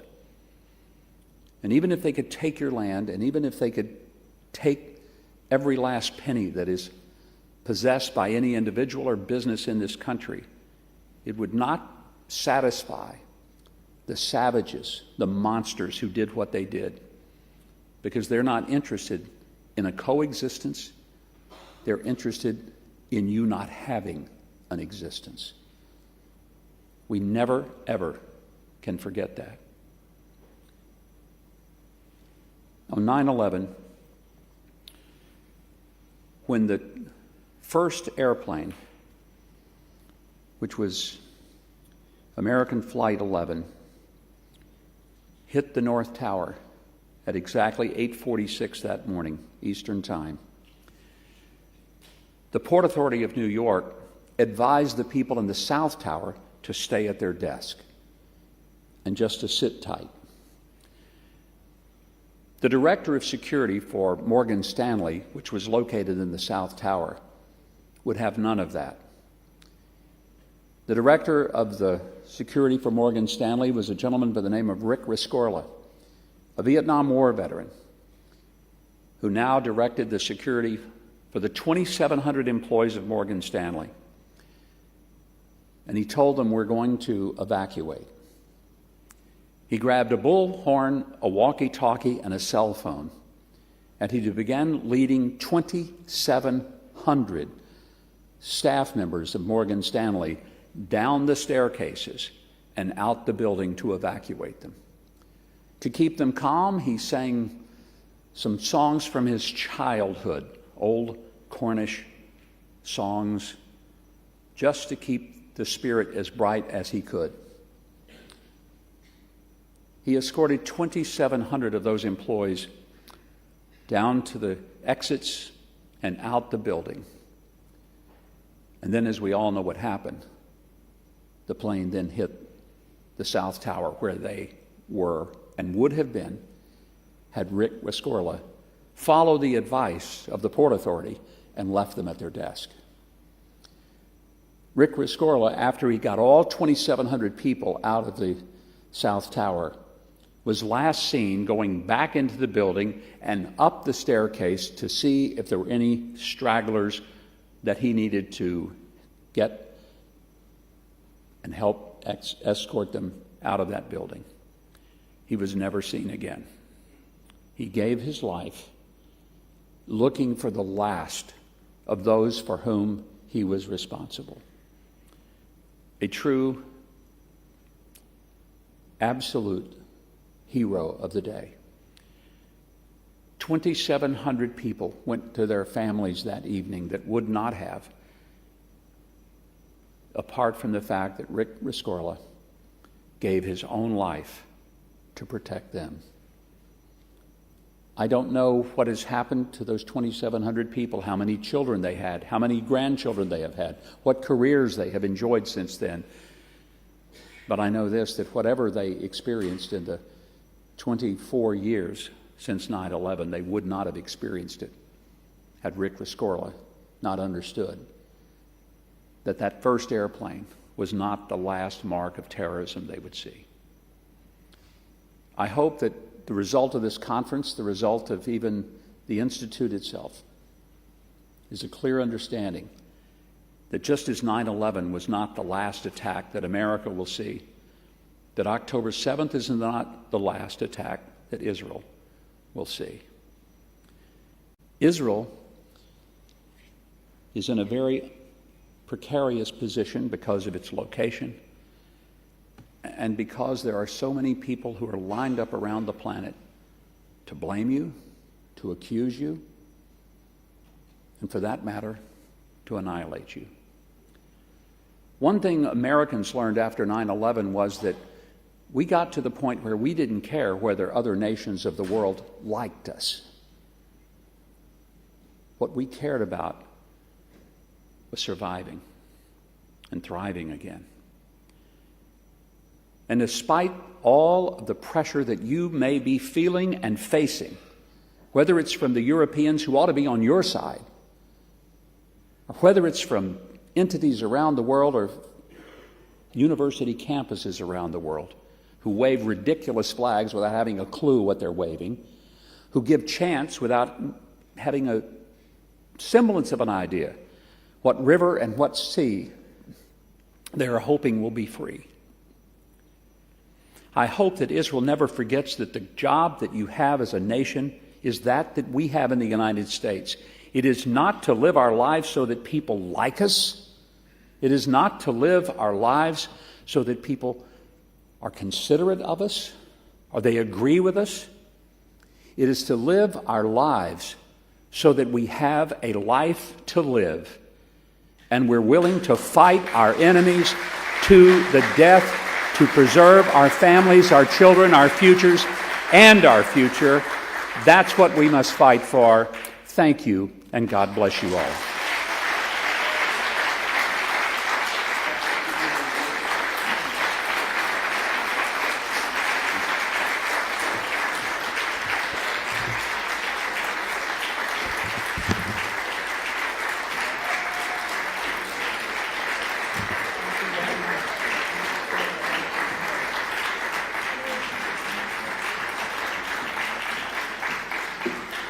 Ambassador Huckabee, there was a European ambassador here yesterday who will remain nameless. And in his honor, without any hints, I'm going to make a Churchillian comment, which is, never in the field of human conflict was so much owed by so many to so few, and you are one of those few.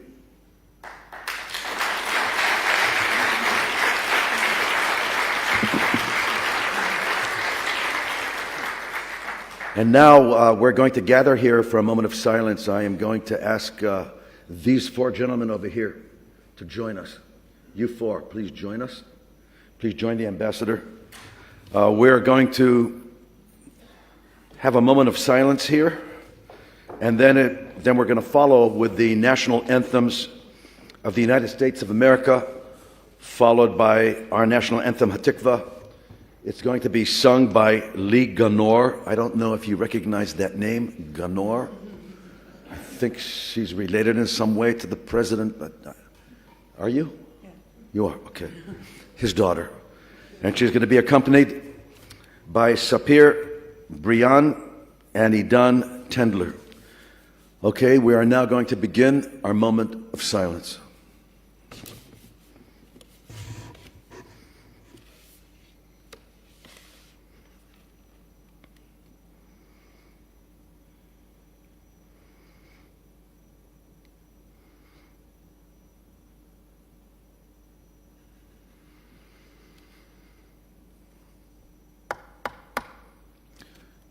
And now, the national anthems.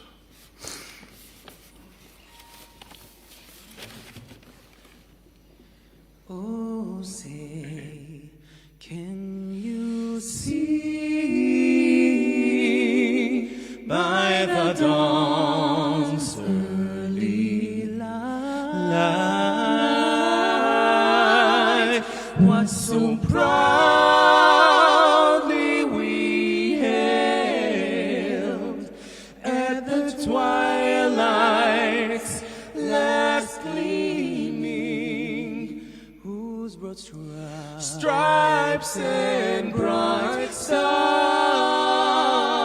through the perilous fight o'er the ramparts we watched were so gallantly streaming, and the rockets' red glare, the bombs bursting in air, gave proof through the night that our flag was still there. Oh, say, does that star-spangled banner yet wave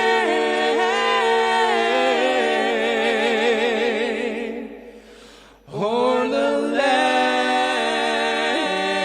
of the free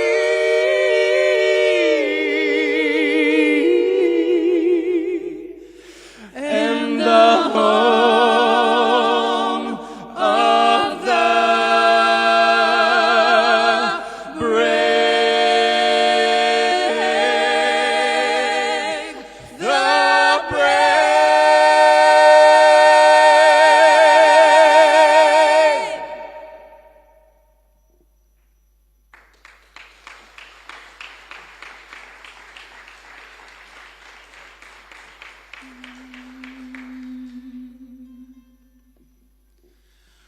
כל עוד בלבב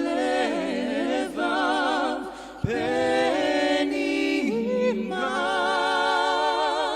נפש יהודי הומייה ולפתי מזרח קדימה עין לציון צור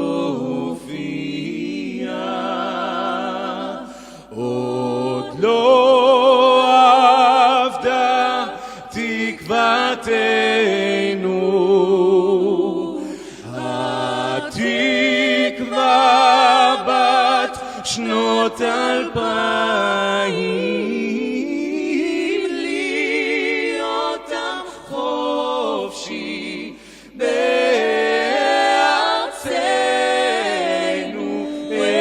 ארץ ציון וירושלים להיות עם חופשי בארצנו ארץ ציון וירושלים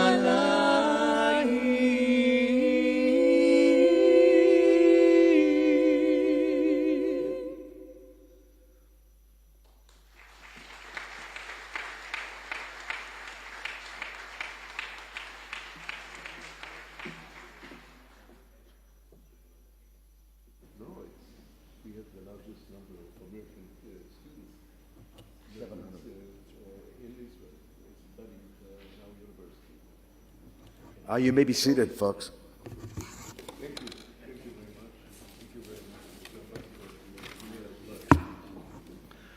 Thank you for joining us for this remembrance session. And now we will continue with two important workshops running in parallel in room H1 on global terrorism, trends and threats, and in room H4, new regional dynamics in the Middle East. These H's sound like regions in Iraq, but actually they're rooms in the next building over here.